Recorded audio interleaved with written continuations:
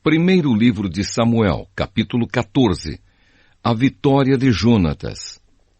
Um dia Jonatas disse ao rapaz que carregava as suas armas: "Vamos até o acampamento filisteu que está no outro lado do desfiladeiro." Mas Jonatas não contou ao pai o que ia fazer. Saul estava em Migron, perto de Gibeá, acampado debaixo de um pé de romã. Com ele estavam mais ou menos 600 homens. O sacerdote que usava o manto sacerdotal era Aías, filho de Aitube e sobrinho de Icabô.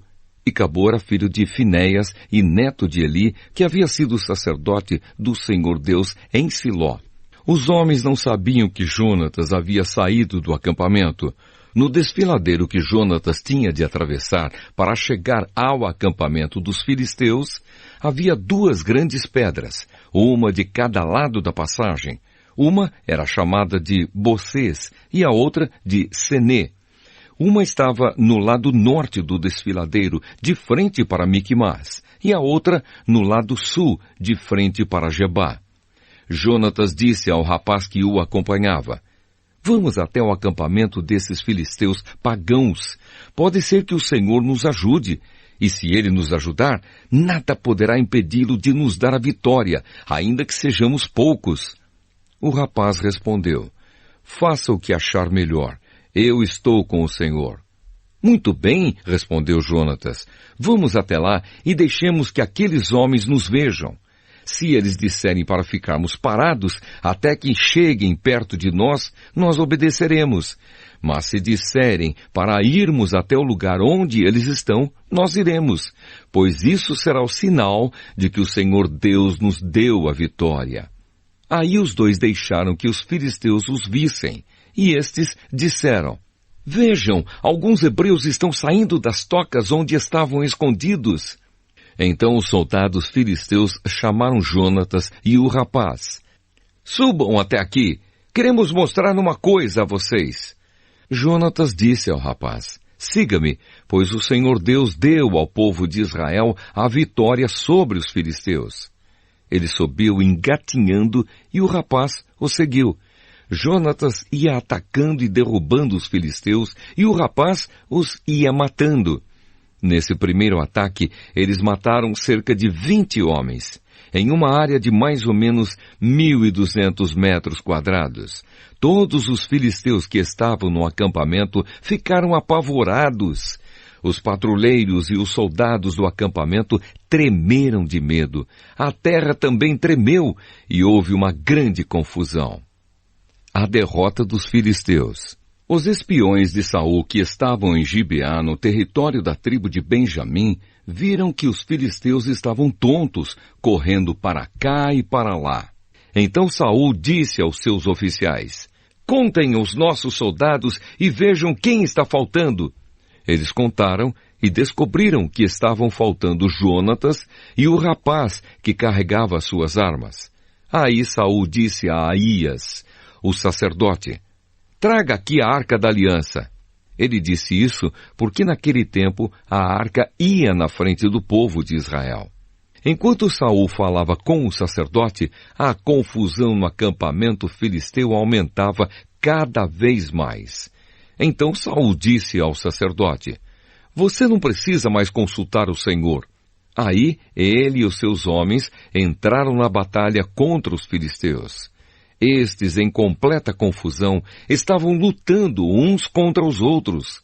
Os hebreus que haviam passado para o lado dos filisteus e tinham ido para o acampamento com eles, mudaram de lado outra vez e se juntaram com Saul e Jonatas.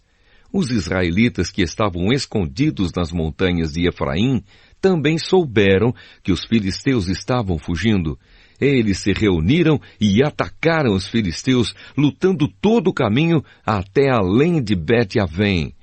E o Senhor Deus deu naquele dia a vitória ao povo de Israel. Depois da batalha. Naquele dia, os israelitas estavam fracos de fome, porque Saul havia feito este juramento: "Quem comer qualquer coisa hoje, antes de eu me vingar dos meus inimigos, será amaldiçoado." Por isso ninguém tinha comido nada o dia inteiro. Todos eles chegaram a um bosque e ali acharam mel por toda a parte. As árvores estavam cheias de mel, mas ninguém comeu nada, porque eles estavam com medo do juramento de Saul. Mas Jonatas não tinha ouvido o seu pai dar a ordem ao povo. Por isso, estendeu o bastão que tinha na mão, molhou a ponta num favo e comeu um pouco de mel. E logo se sentiu melhor. Mas um dos homens disse: todos estão fracos de fome, porque o seu pai nos ameaçou, dizendo: quem comer qualquer coisa hoje será amaldiçoado. Então Jonatas respondeu: o meu pai fez uma coisa terrível com o nosso povo. Vejam como estou me sentindo melhor depois de comer um pouco deste mel. Teria sido bem melhor se hoje o nosso povo tivesse comido o alimento que tomou do inimigo quando o derrotou. Imaginem quantos filisteus mais eles teriam matado. Naquele dia, os israelitas derrotaram os filisteus, lutando desde Micmas até Aijalon. A essa altura, os israelitas estavam muito fracos de fome. Por isso, avançaram sobre o que haviam tirado dos inimigos, isto é, as ovelhas, as vacas e os bezerros, e os mataram ali mesmo, e comeram a carne com o sangue. Aí alguém foi dizer a Saul: olhe, o povo está pecando contra Deus, comendo carne sem primeiro deixar escorrer o sangue. Saul gritou: isso é traição! Rolem aqui para mim uma pedra grande!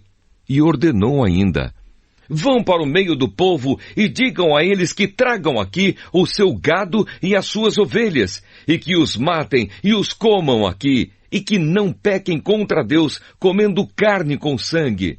Por isso, naquela noite, todos trouxeram o seu gado e o mataram ali.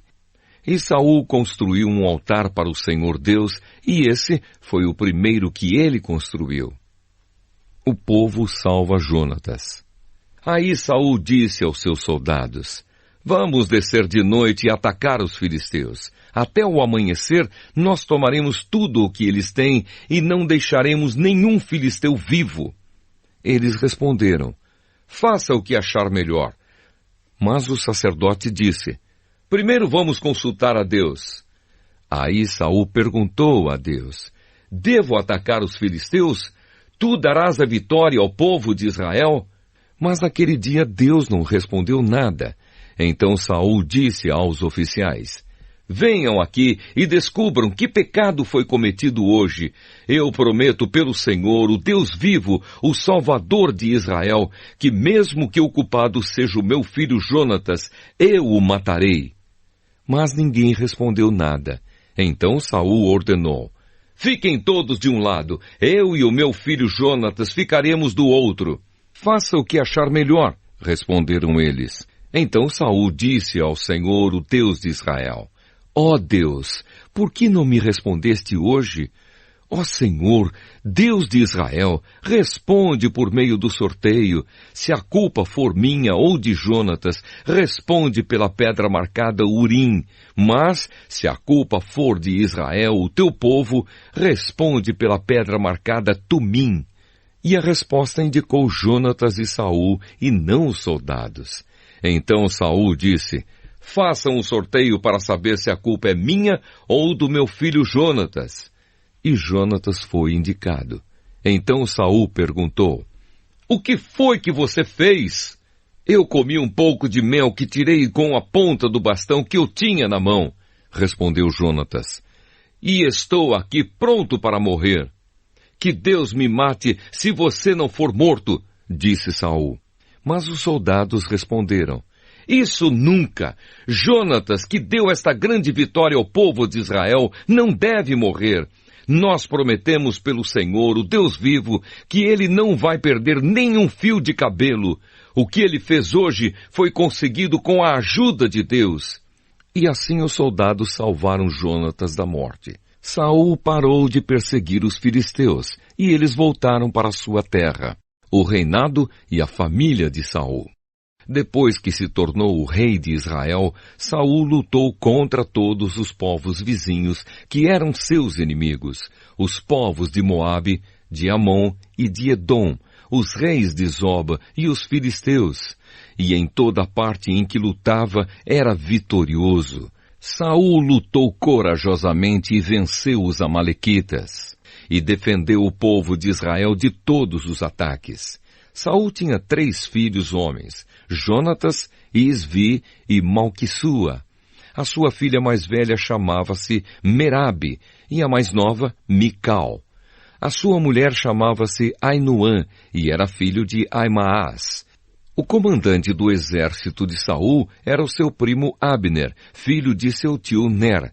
Quis, o pai de Saul, e Ner, o pai de Abner, eram filhos de Abiel. Durante toda a sua vida, Saul lutou ferozmente contra os filisteus, e sempre que encontrava um homem forte e valente, ele o alistava no seu exército.